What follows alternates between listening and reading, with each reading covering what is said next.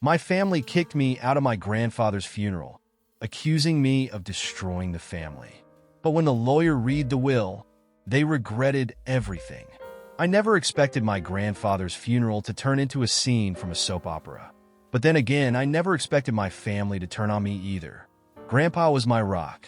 He had raised me when my own parents, especially my father, were too busy with their own lives. He taught me how to ride a bike, fix a car, and most importantly, how to be a decent human being. When he passed, I was devastated. I barely had time to grieve before the family drama hit full force. I arrived at the funeral dressed in black, my heart heavy with loss. But the moment I stepped inside, I could feel the tension in the air. My aunt, Cheryl, narrowed her eyes the second she saw me. My cousin Ethan whispered something to his sister, who smirked. Then my father, yes, my own father, stormed up to me, his face twisted with anger. "You have some nerve showing up here," he hissed. I blinked in shock. "What are you talking about? You ruined this family, and now you think you can just waltz in like nothing happened." My uncle snapped, stepping in beside my father. Confused and hurt, I looked around for my mother, but she was sitting with her head down, refusing to meet my eyes. "Grandpa would have wanted me here," I said, my voice shaking. "He wouldn't want a traitor at his funeral," Cheryl shouted. Before I could defend myself, my father grabbed my arm and practically dragged me toward the exit. "Get out," he growled. And just like that, I was kicked out of my own grandfather's funeral. Sitting outside in my car, I tried to wrap my head around what just happened. I knew my family wasn't perfect, but I never thought they'd go this far. I scrolled through my phone, checking messages from friends who couldn't believe I'd been thrown out. Then, a text popped up from my grandfather's lawyer, Mr. Reynolds. "I need to see you after the funeral for the will reading. Be there." I clenched my jaw. Fine. If my so-called family didn't want me at the funeral, I'd at least be there for the will reading. Little did I know, that meeting would change everything. Later that day, I walked into Mr. Reynolds' office. My family was already seated, looking smug, especially my father. "Let's just get this over with," Cheryl muttered.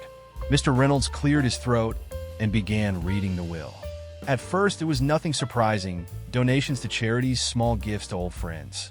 Then he got to the family part. "To my son, Richard," that was my father, "I leave my old car collection and my tools." Richard grinned. "To my daughter, Cheryl, I leave my antique furniture and paintings." Cheryl smirked.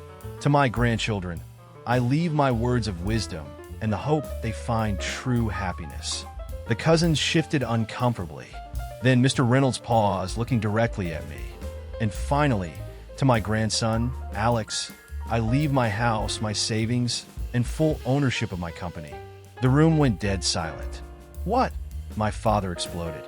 "You got to be kidding me," Ethan shouted. "You left everything to him?" Cheryl shrieked. I just sat there, completely stunned. Mr. Reynolds ignored their outrage and continued reading. "Alex, you were the only one who ever truly cared for me, who checked in on me when no one else did.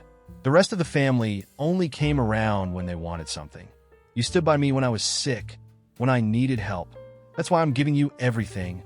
My father turned to me, his face red with rage. "What did you do?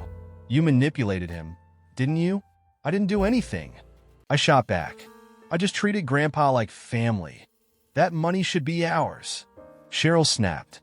"Well, it's not," Mr. Reynolds said, snapping the folder shut.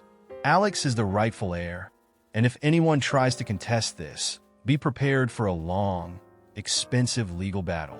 My father looked ready to explode, but there was nothing he could do. After the will reading, my family tried everything, begging, threatening, even trying to guilt-trip me into sharing my inheritance.